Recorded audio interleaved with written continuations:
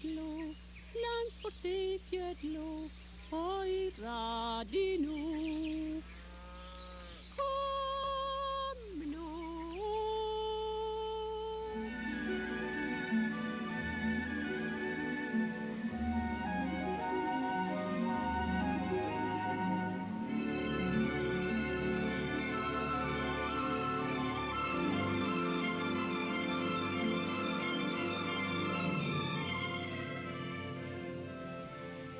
For thousands of years, a thick sheet of ice covered this land. As the glaciers receded, the wind, the rain, the rivers continued to shape this land into what it is today, a land of high mountains and deep fjords. Gradually, people from the south settled here. They built their villages in the fjords and along the coast because the interior was almost impassable during the winter. Yes, it was a harsh land. Only the hardiest survived. They were eventually called Norsemen, meaning people of the north. And that is what our story is about.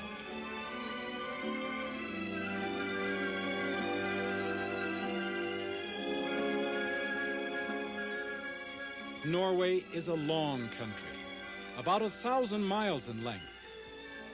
About a quarter of the length of this country lies north of the Arctic Circle. The capital and major city, Oslo. The symbol of this city has become the Holmenkollen ski jump. Every March, 100,000 spectators come here to see the World Championships.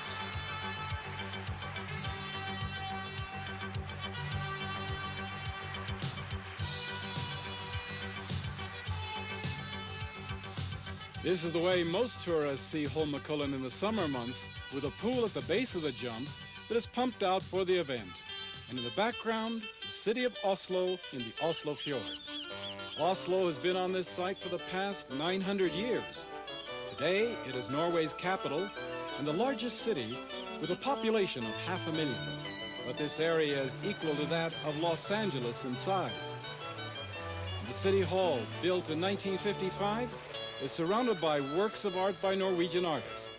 The statues along the front steps depict various occupations of construction workers.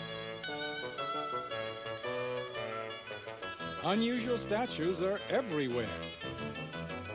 Norway's great novelist and poet Bjørnson, who was the winner of the Nobel Prize for Literature in 1903, looks out from the National Theater, where he often directed plays. Oslo's ideal for shopping, since the main stores are in the center part of the town, within easy walking distance. Modern malls are now a part of the Oslo shopping scene. And by the way, you'll have no difficulty getting around on your own, since most Norwegians speak English. You're not in Oslo very long before you realize that the Norwegians enjoy a high standard of living. Most families own automobiles, and two-car families are common. Stores are stocked with the luxuries of a modern society. Part of their prosperity is due to the oil discovered in the North Sea off the southern coast of Norway. In the month of July, the Norwegians generally go on vacation, leaving the city to the tourists. Of course, shops are still open, and we walk past many store windows and see beautiful items that we can purchase here in Norway, such as Norwegian sweaters. Before you do go shopping, I would suggest that you come here to the Design Center in Oslo, where they have a display of the finest products that this country manufactures. After you've looked around, then go out and make your purchases. I'm sure that you'll be much happier with what you get. The Norwegians have long been noted for their beautiful enamel work on silver, and they have won many world championships. Rhea rugs are always popular. Today, we find the modern as well as the traditional designs. Flowers are seen everywhere from the first days of spring until October. They even have tulips, a special northern variety. Although Oslo is as far north as Anchorage, Alaska, the summer weather is comfortably warm with long days and short twilight nights. Consequently, delightful outdoor restaurants are everywhere. One popular outdoor restaurant is located in a small park between the Parliament Building and the National Theater. Here, you may enjoy some of those delicious Norwegian strawberries. The park surrounding the outdoor restaurant is a popular place to spend a leisurely afternoon.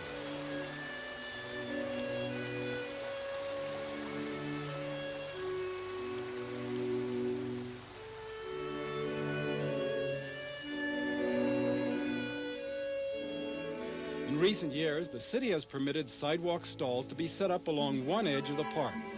Here you can buy imported items, mostly jewelry, at some very good prices. In the evening, hundreds of young people crowd the downtown park or visit movie houses, theaters, or 22 of the city's nightclubs. You'll hear English, French, German, Italian, and Arabic. Many waiters even speak Norwegian with a foreign accent. Because of the immigrants and students from abroad, Oslo's acquired an international flavor. It also still features many typically Norwegian highlights. For example, Vigeland Sculpture Park. Back in the 1920s, Gustav Vigeland donated all of his works of art to the city. The city put his statues in this park where you may see them today.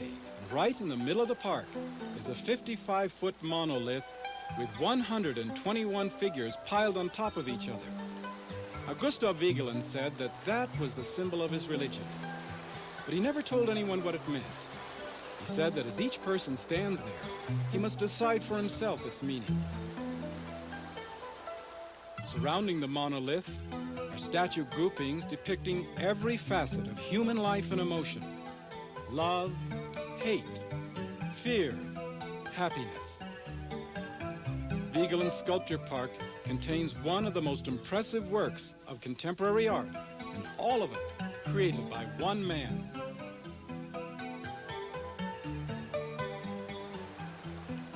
When the sun shines, you'll find Norwegians coming to the park, for the Norwegians almost worship the sun and will take every opportunity to get outdoors. You'll find that in Norway, virtually every family will have a summer cabin and boat, even if they can't afford an automobile. For a summer cabin and boat are considered necessities, not luxuries. On the weekends, the families will go to their summer cabins, or perhaps come out here to the archipelago and sail. Almost every weekend, there'll be regattas for both children and adults. The young Norwegians take to the water almost instinctively. But of course, the Norwegians have grown up along the water, and they feel comfortable along the water. The first settlers to this part of the world built their villages along the coast and in the fjords because the interior was almost impassable during the winter. The warm Gulf Stream that flows along the Norwegian coast keeps the waterways open all winter long. So it was practical for Norwegians to travel from village to village by boat. They became seafarers and ventured down the coast of Europe, plundering cities, and became noted as those fierce Vikings. If we could turn back the hands of time about 1,000 years and look out into the archipelago, we would see an entirely different kind of boat. This was the kind of boat used by the Vikings to sail across the Atlantic to our North American continent. In some way, they were able to brave those Atlantic storms in those open boats to reach our shores. At the Viking Museum in Oslo, we may see a collection of the original Viking ships built 1,000 years ago. Although they had the most primitive of tools, they were still able to create those beautiful boats. Also at the Viking Museum, we see relics from that period, such as a beautiful hand-carved cart and the symbols of their pagan gods. These gods were found on the staved churches built in the 11th and 12th centuries because that was the period of transformation from paganism to Christianity. The people would not go in these churches unless they saw the symbols of their pagan gods on the outside together with a Christian cross. And by the way, it was the coming of Christianity that finally brought an end to the Viking era. Well, today, the young Norwegians march past the palace of the king. There on the balcony above stand the royal family waving at the citizens below. Of all the colorful celebrations that we find in Norway, the most important to the people would have to be their Constitution Day celebration. On this day, every Norwegian has the opportunity to express his love for his country and respect for his king. And thousands parade through the streets of Oslo, waving their flags high and proudly. Norway does have a king, but it's a democratic monarchy. The members of parliament elected by popular vote. They are the ones who plan the destiny of this country, with the king basically a figurehead. But I know of no other country in the world where the king is more loved than here in Norway.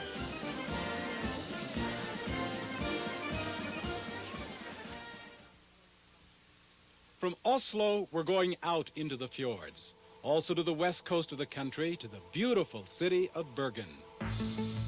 After leaving the freeways surrounding Oslo, the roads begin to narrow. Most roads throughout the country are well-paved two-lane roads. We also find numerous switchback roads throughout the country because of the steep mountainous terrain. But believe it or not, they have bus service along this road. I went up to the bus driver and I said, "Is this trip really necessary?" The bus driver said, "Oh, don't worry if we don't make it, you get your money back." I also discovered that the Norwegian drivers are very careful because the careless ones don't live very long. However, Norway is not a country for haste, but for leisure.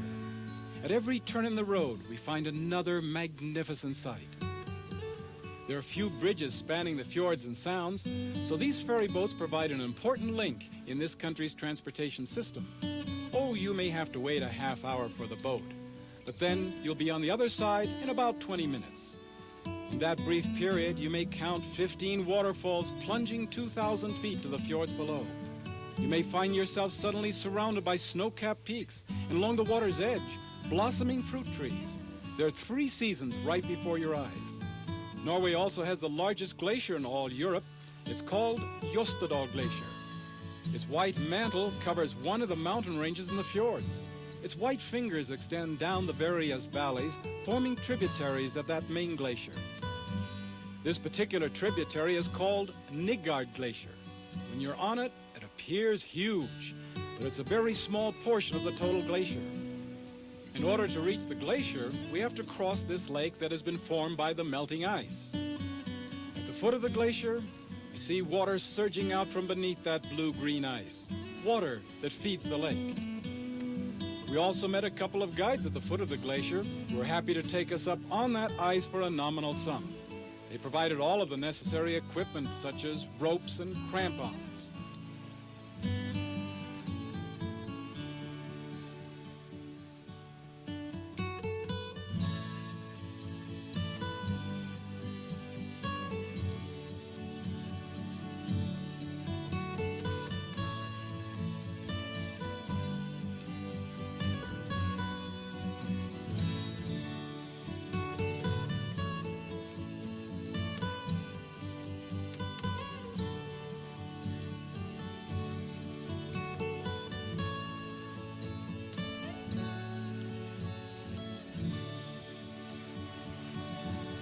Melting glaciers feed the rivers and waterfalls all summer long.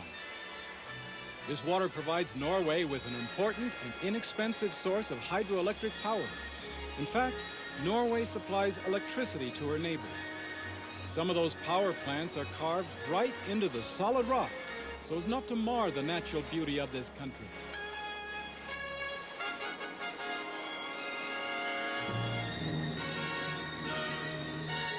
Those of you who are campers will find Norway a camper's paradise. Those of you who are traveling by automobile have the rare pleasure of sampling some of the delightful country inns such as Roisheim. 300 years ago, this was a working farm. But about 100 years ago, they turned it into a tourist hotel, and it has been that ever since. Here you have the opportunity to enjoy the flavor of old Norway. The bedding in Norway is a bit different from what we have. They use eiderdown quilts. You're supposed to wrap that quilt around you as a cocoon, hoping to stay in it all night. Do you know what this is? An iron. Nothing more than a wooden slat with a handle attached to it. You move it back and forth across the linen. The friction creates the necessary heat to iron the linen. That's the way they used to do it. You may wish to take a ride through the countryside by horse and carriage. You will pass buildings that have stood here for centuries.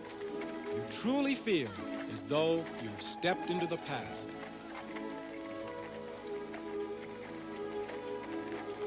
As we were going along this country road, we suddenly heard a distant dinner bell ring.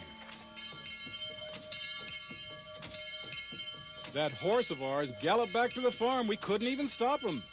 He knew what was waiting for him. After coming to one of these dinners, it doesn't take a great deal of encouragement to come the second time.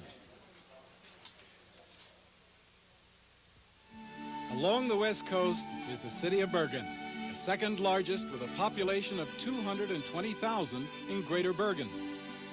It's often called the most beautiful city in Norway, located at the gateway to the fjords and to northern Norway. The main shopping area extends all the way down to the wharf, where we find the outdoor market where one may buy everything from flowers to reindeer skins. The people of Bergen are very proud of their city, and rightly so. However, other Norwegians claim that those who live here brag excessively about their town, and there are many stories about the people of Bergen. There's one story about a youngster from Bergen who was attending school in a neighboring town. On the first day of school, the teacher asked the youngsters where they were from. All the students replied, except this one little boy from Bergen who refused to say. Well, at the end of the day, when the other students had left, the teacher approached this one youngster and asked him why. He stood up proudly and said, "Well, teacher, I'm from Bergen, and I just didn't want to brag on the first day." Also along the wharf are the old buildings from the Hanseatic League. 400 to 600 years ago, German merchants came here to establish commerce with the Norwegians. But they did not want to socialize with them, so they built their own apartment houses, warehouses, and stores. They stayed to themselves, except for business. Only German men were sent to Norway to be certain that they would return to the fatherland. Those old buildings are in striking contrast to the rest of Bergen, for this city is ultra-modern in every respect, enjoying the most modern amenities of any society. Steamships come and go every day, as well as hydrofoil boats that take us speedily to the various communities along the coast. Since there's so much water, there are boats everywhere. They're certainly well used on the weekends and during summer vacation. It's not surprising that an inspiring country such as Norway would father one of our great composers, Edvard Grieg. Grieg had his home here on the outskirts of Bergen. His home today looks exactly as it did when he lived here 90 years ago. It was here where he did much of his work, for he was inspired by the beautiful fjords, the mountains, and the forest. Grieg so loved his home that he asked to be buried here. Just below the house, near the water's edge, carved in the solid rock, is a crypt in which Edvard Grieg and his wife Nina are entombed.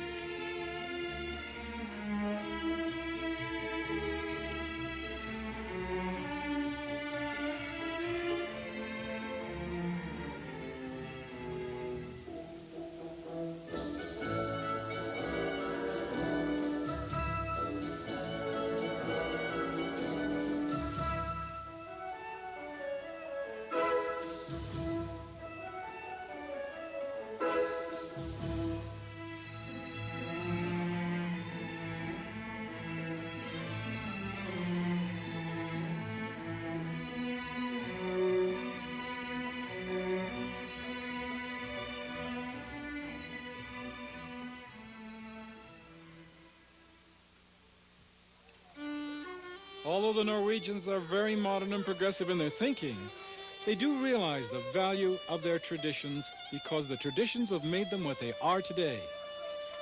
Many old world traditions prevail in the small communities, such as here in Voss, which is an hour-and-a-half's train ride from Bergen up in the mountains, where the youngsters are taking part in a mock wedding before their proud parents. The youngsters get their first costumes when they're about 3 or 4 years old, and they wear them proudly. The costumes generally represent the town or area where the people lived. But this is the way the parents are able to pass down the traditions to their children. Perhaps the little bride may wear the exact same style of wedding garment when she grows up and gets married. That is, the black jacket and the gold and silver ornamentation. Instead of wearing a veil, she will wear what is called the wedding crown. It's a special hat with a great deal of gold and silver on it. Each region has its own distinct style, and this comes from the area around Voss. It's obviously an expensive hat, so it's generally rented from one of the local stores. Once the bride has been prepared, she will then join the wedding party for the march to the church.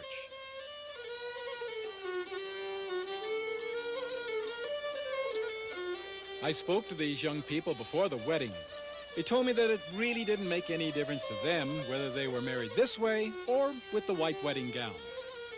They said that they were doing this more out of the wishes of their parents. I felt that it was significant that these young people were sensitive enough to their parents' wishes to do this.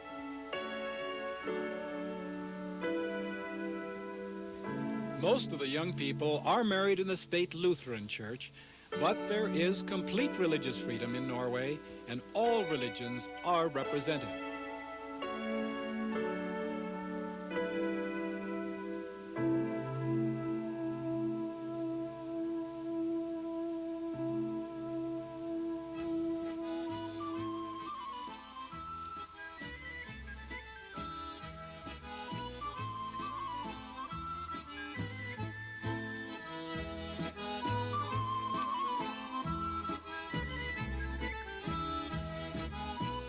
Guests are served a traditional glass of cognac before entering the dining room for dinner. Yes, it's expensive to be married in the traditional manner because every guest must be served a meal. There are certain traditional dishes on the table, such as seafood. At the head table is the wedding cake that looks like a pile of donuts on top of each other, getting smaller at the top.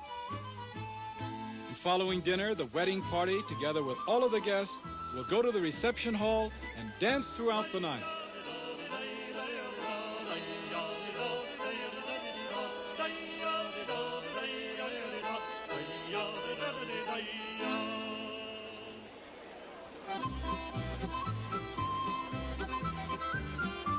During the reception, the bride and her mother will slip away from the guests and go to a room by themselves.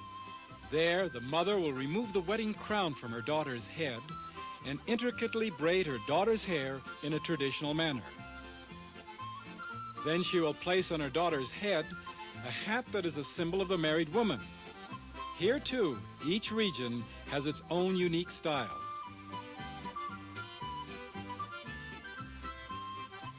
The bride and her mother will then return to the reception, with now the bride an accepted member of the married community. The young couple will try to find an apartment in town, but that's often difficult. They'll probably commute from one of the suburbs. However, they do enjoy a great deal of security, many social aid programs, including free hospitalization. When they decide to have children, they know that their youngsters will get a good education because schooling in Norway is free, from grammar school through the university. The children are also encouraged to participate in sports.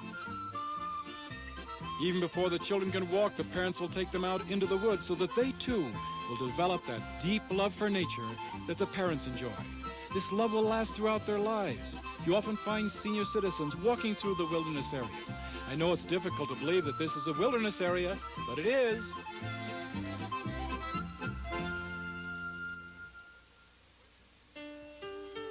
Well, in the winter, this is what you might expect to find. 10 to 20-foot snow drifts along the roadways. In some parts of the country, there's eternal snow, and you can go skiing all summer long. Then there are other areas, especially in the south along the coast, where you have the warm Gulf Stream effect, where you find very little snow. Snowmobiles are used mostly for carrying freight. Now, snowmobiling as a sport has been slow to develop. Instead, Norwegians would rather go cross-country skiing, and when the sun is warm, you'll find them skiing in their bathing suits. Yes, the Norwegians take every opportunity to get out to their mountain cabins and to enjoy the magnificent scenery. It's not uncommon to see a couple stopping their car along the road, taking a card table from the trunk, climbing up on a snowbank, putting that card table on a pile of rocks, sitting there, eating lunch, surrounded by snow. Why does anyone in his right mind want to sit on a pile of cold rocks and eat lunch? But the Norwegians will tell you, every season has its own quality, and the Norwegians love every season. As the springtime approaches, the snow begins to melt. In the month of March, the Norwegians go on what they call a spring vacation. For 1 week, much of the country closes down and everyone goes away. After experiencing a Norwegian winter, well, you may expect to find that people would like to go southward to the warmer climate. But you know what most of them do? They go right back up to the mountains for one last week of skiing before the snow disappears. The schools sponsor tours to ski resorts with the teachers as chaperones, and everyone will have a delightful time together.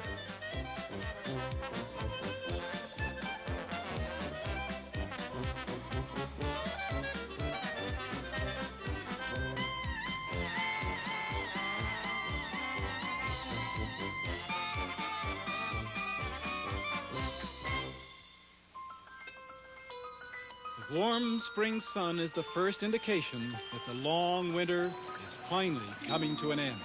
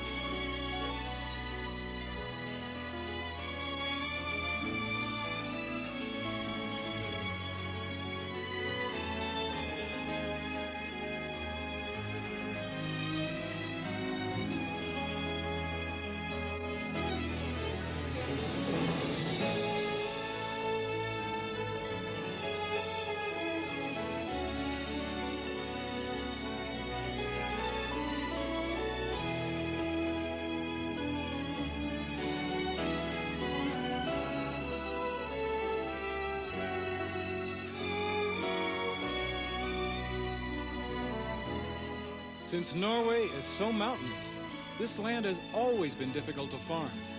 To give you an idea of just how difficult, let's compare Norway with her neighbors. Denmark has about 60% of her land that is arable, while Sweden only 9%. Norway, 3%. They've had to farm in some of the most difficult areas, even on steep mountainsides. The only way one can reach the farm is by a narrow footpath. There's no way of getting tractors or trucks up there. That is the reason that so many of those mountain farms are abandoned today. But others are still very much in use, because the farmer cannot take the land to himself. He must go to where the land is. If it happens to be on a steep mountainside, that is where his life is. Today, they do have some modern equipment to help them, but it's still a difficult life. The entire family must work together on the farm. You may be interested to learn that there are very few farms in the country that are larger than 25 acres. Most are under 10 acres in size, so it's quite common for a farmer to go into the neighboring town and get an extra job. At the end of the day, he returns to the farm to continue his work. A few years ago, the government introduced a program of animal husbandry. As a result, the income of the farmer has improved. Furthermore, because of that program, Norway today is self-sufficient in beef, milk, and butter. By the way, that is not one family.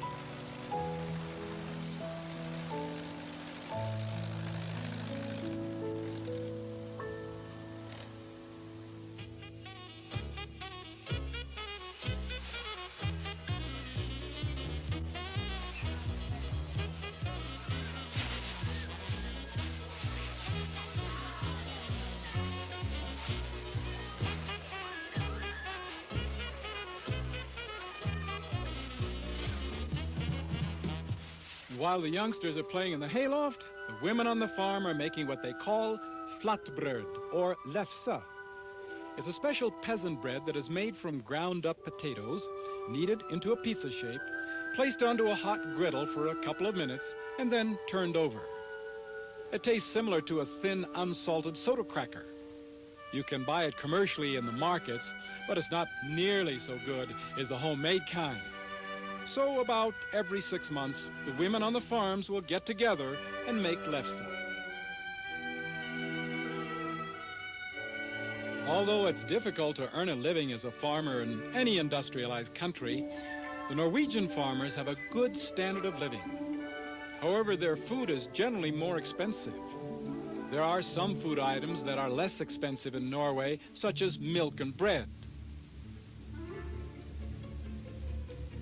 Since Norway is so mountainous and the weather inclement, life among the farmers has always been uncertain. It's not surprising that they were superstitious. They believed in many things, including trolls, who were giants living in the mountains and in the fjords. They performed mischievous deeds. I would like to let a Norwegian tell you about their customs and superstitions. Superstition is nothing unique for the people of Norway. Supernatural beings have lived and are still living all over the world. We have a man here whose name is Arne Taraldsen, and he has on many of his walks on the mountains and in the forest met them, and he will, with his drawings, show you what they look like. First, there are the trolls. Troll can be so old that trees grow on them. They've always got a very big nose, and this one is 2,000 years old. It grows Christmas trees, juniper bushes, carrots, and in the winter, ice. If the trolls are out in the sunshine, they will explode and they will turn into stones, and that is why we've got so many stones in Norway. He has a skiing stick and he just grabs a Christmas tree and he uses that. And he has always got a tail. His tail is very useful for stirring when he's doing slalom. For every year there's a new fashion in skis, but he don't wear any boots. He likes to have fresh air on his toes. Oh yes, he's got 5 toes.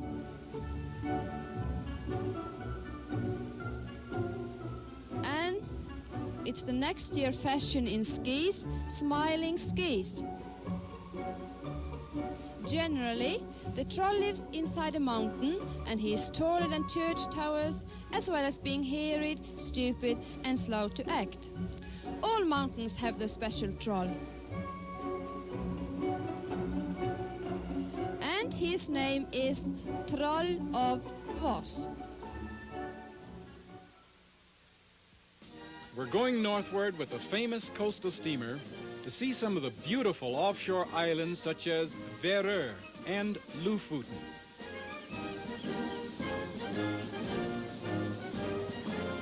During the summer, on board ship, you may find yourself serenaded by a group of school children touring their own country under the sponsorship of the school system. Yes, it's a wonderful way for these young people to learn more about their own country.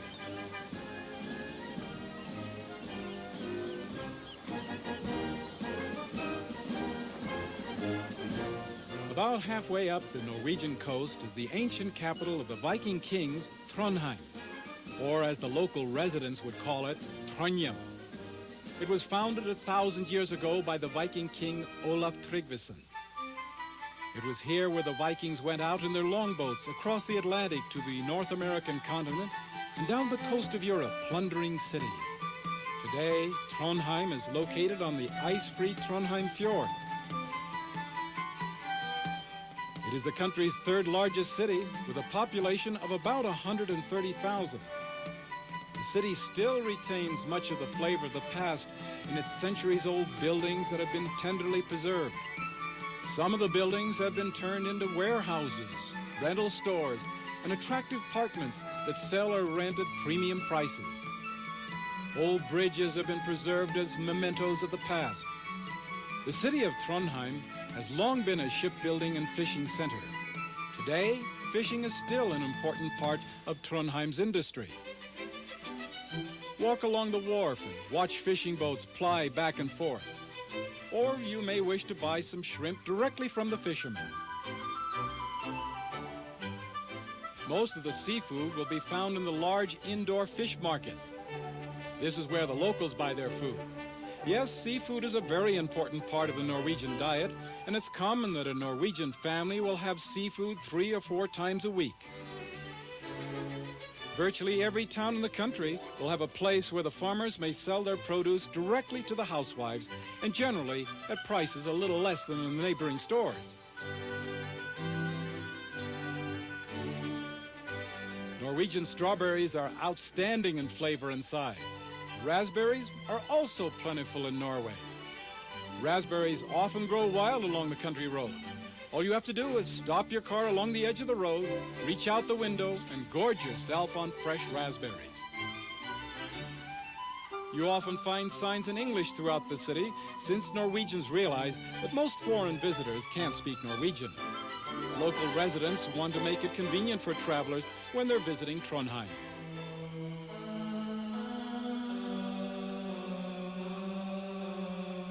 The most impressive cathedral in all Norway is here in Trondheim. It was here where most of Norway's kings were crowned. Its construction was started back in the 12th century. Today, it is still the official seat of the Archbishop of Norway. Adjacent to the cathedral in a small park is a long column upon which stands a statue of Olaf Tryggvason, that Viking king who founded the city 1,000 years ago. When the sun sets, you soon realize that the night sky doesn't get dark in the summer in Norway. In fact, you will not see the stars in Norway in the summer. This is quite a surprise to many visitors. Norwegians tend to be more conservative than their Scandinavian neighbors. Instead of going to nightclubs, the popular pastime is to go strolling or window shopping after dinner.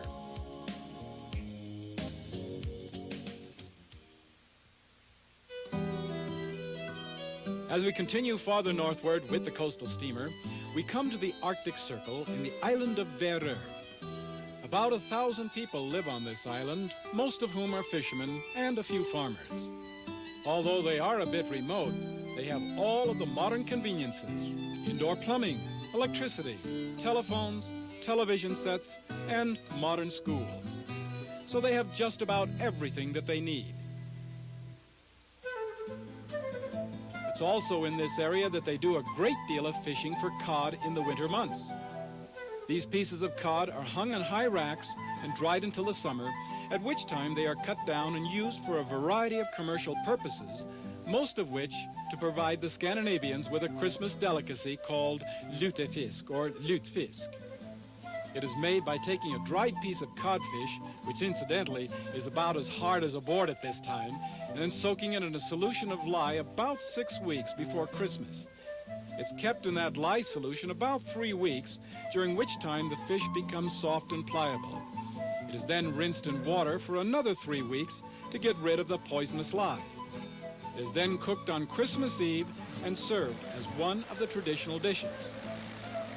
It might sound terrible, but it does taste pretty good. That is, if you don't have to eat it more than once a year.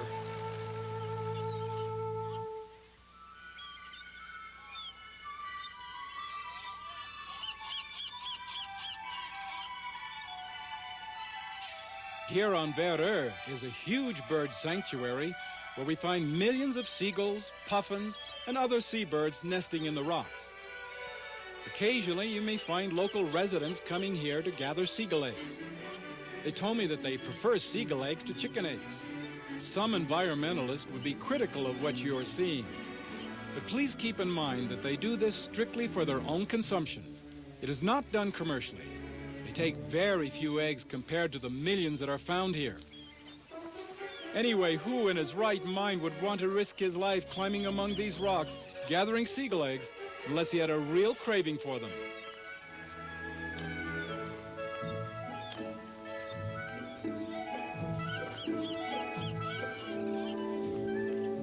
we were curious to know how they tasted. They were kind enough to give us a few. We discovered that the shell of the seagull egg is quite firm, and you really have to bang it on the side of the frying pan in order to crack it. It's also rich. Once in a while we did get an egg with a slightly fishy flavor, but most of the time it tasted very similar to a chicken egg.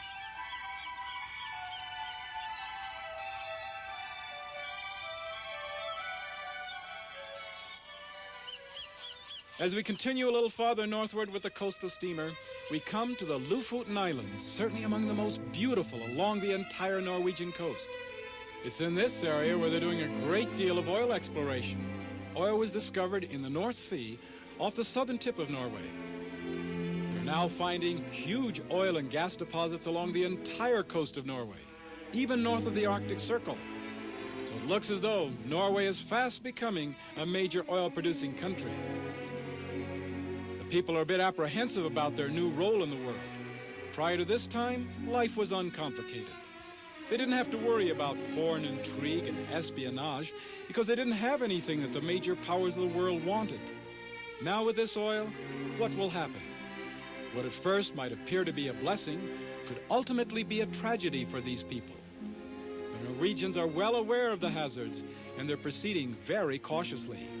Today, petroleum engineers are coming into the Lofoten Islands and to the town of Svalbard, which is the provincial capital of Lofoten.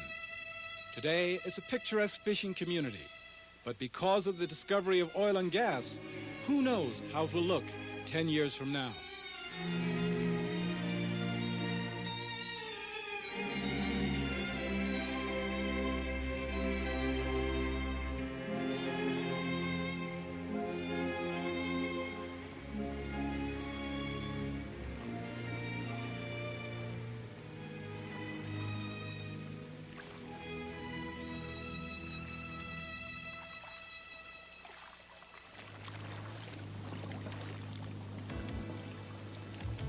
During the summer when tourists are here, we find very few fishing boats about. Some of the fishing villages are totally deserted. Occasionally you may find a fisherman going out into the bay, catching a few fish with line and hook. He does this strictly for the family's needs. If he catches more than what he can use, well, he'll give the extra fish to his friends, or perhaps leave the fish off at the local market.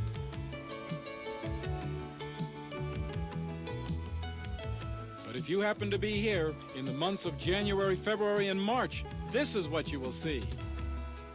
Millions of fish along the Norwegian coast.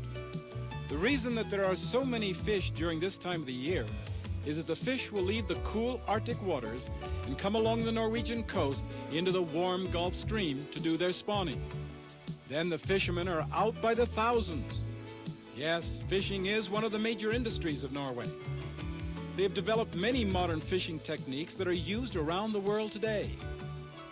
Norwegians have also been leaders in whaling and have developed many modern techniques there as well. In recent years, Norwegians have placed a partial moratorium on whaling because the whale population has declined to a dangerously low level. However, other international competitors have not seen fit to stop the whaling. Unless they do, these mammoths of the sea may become extinct because of man's greed. We're going to visit a small fishing village along the southern tip of the Lofoten Islands. Its name, Rene. Population, 650. It was certainly the most picturesque fishing village I had visited. It was surrounded by magnificent fjords and rugged mountain peaks. If you would like to visit Rene, and you happen to be in Oslo, for example, you would have to fly northward for about 2 hours to the town of Bodø on the Arctic Circle on the mainland. There you would board a coastal steamer and stay on that for several hours until you reach the town of Svalbard in the Lofoten. Then you would have to rent an automobile and drive for 2 days along narrow dirt roads, crossing fjords and sounds on those small ferry boats. Eventually, you would reach Rene. You might say to yourself, I must be at the most remote village in all Norway. But that just isn't true. For there are even more remote villages in the nearby fjords, and this shuttle boat will take you to them. Some of those remote villages may not have more than a couple of homes, others up to a dozen. Every morning, this boat will go out, gather the school children from the villages, bring them back here to Rene, and at the end of the day, return the children to their respective villages, some of which are an hour and a half's boat ride away. So some of the school children must spend 3 hours a day on this boat. If the sun does shine, well, you may find the youngsters on deck studying their lessons or perhaps reading a magazine.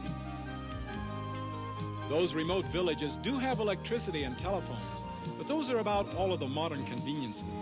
Occasionally, the weather can be so poor that the boat can't risk picking up the school children. Then, the children have to call in for their lessons.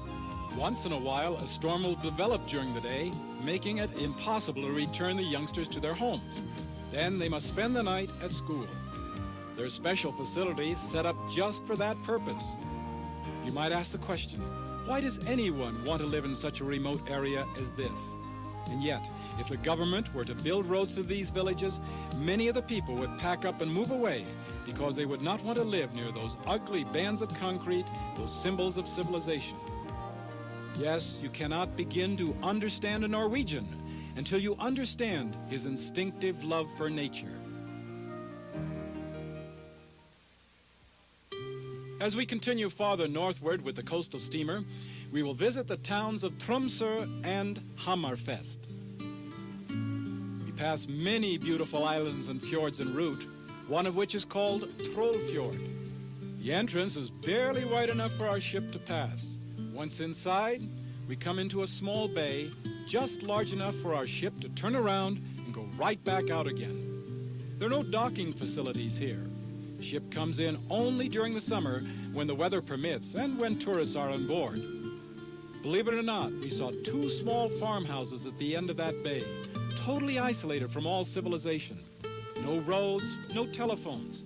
They had to come and go by their own means, and that was by boat. The nearest store was a 2 hours boat ride away. You wonder why some Norwegians have chosen to live in such a remote area.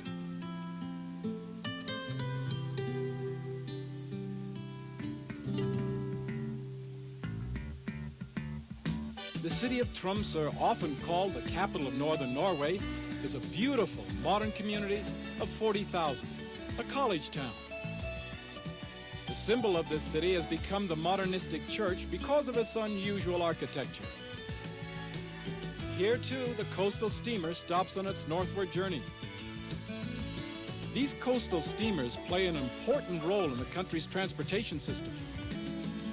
There are 14 coastal steamers. It takes 12 days to go from Bergen to the northern tip of Norway and back to Bergen again. There's a coastal steamer that leaves Bergen every day of the year. These steamers are used mostly for carrying freight and mail, but in the summer, there are many tourists on board. Nearby, a memorial to that great Norwegian explorer, Amundsen, the first man to reach the South Pole. Although we are almost within sight of the North Pole, the summers here are very comfortable and warm. As we walked down the main street of Tromsø, we came upon a polar bear that was the most manhandled that I've seen north of the Arctic Circle.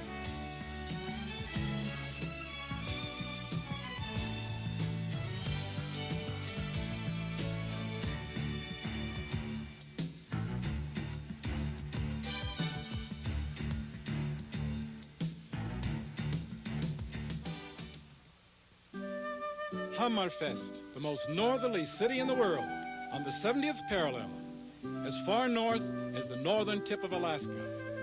The town was destroyed during World War II, but it has been rebuilt, and today it's a commercial fishing center. In the winter, north of the Arctic Circle, the sun doesn't rise above the horizon. Oh, there will be a slight amount of twilight for an hour or two, and then 22 hours of total darkness. The street lights are on 24 hours a day, but in the summer, the sun shines 24 hours a day. This is the land of the Lapps and the reindeer. In the early spring, before the snow leaves the ground, the Lapps will bring their reindeer to the coast, drive them across the sound to the offshore islands, where the reindeer will graze during the summer. Then the Lapps will pitch their tents along the coast on the mainland and live a very nomadic life, a life that they have known since time immemorial. Yes, the Lapps are the true nomads of the north. They derive their main source of income from the reindeer, so when the reindeer migrate, the Lapps must follow. At the end of summer, the Lapps will bring the reindeer back to the mainland and to the interior, where the Lapps have their permanent winter homes that are just as comfortable as yours or mine. The Lapps are very proud of their heritage, and rightly so. You'll often find them wearing their costumes, except when they work, because the costumes are expensive. If you happen to be visiting among the Lapps, I would like to pass along a word of advice. So often, tourists look upon the Lapps as curiosities. They don't like that. Furthermore, their privacy is often invaded. Just because the flap of their tent happens to be open, it doesn't mean that you're welcome in, any more than if a door of your home happened to be open. Also, never ask a Lapp how many reindeer he has. This would be the same as asking you how much money you have in the bank. It just isn't polite. So if you are sensitive about their privacy, you'll get along very well with them.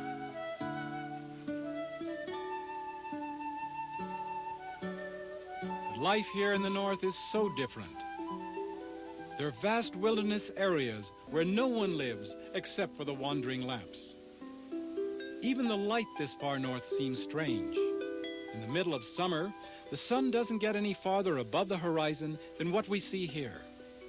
Because of the low angle of the sun, there are long shadows that reach across the countryside, silhouetting the Arctic wilderness against the eternal glow of the heavens. But soon, the gentle rays of the sun return color and beauty to northern Norway.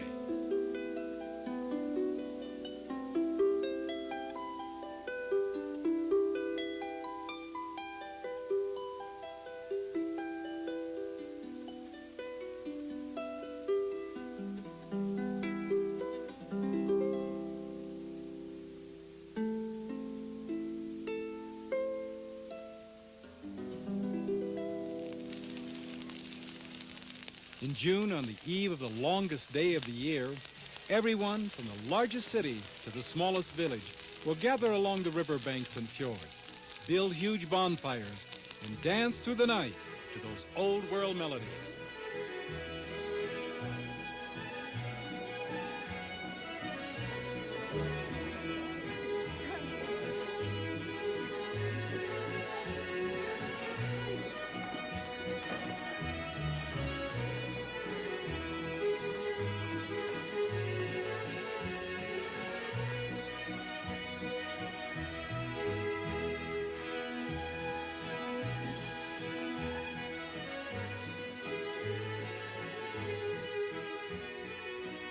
If you happen to be in northern Norway in the middle of May, just before the arrival of the midnight sun, you may be standing here at the water's edge one night, look down at your watch, and see that it is midnight. And as you look up, you suddenly see that sun appear from behind the distant mountain peaks. For the next 2.5 months, that sun will not set.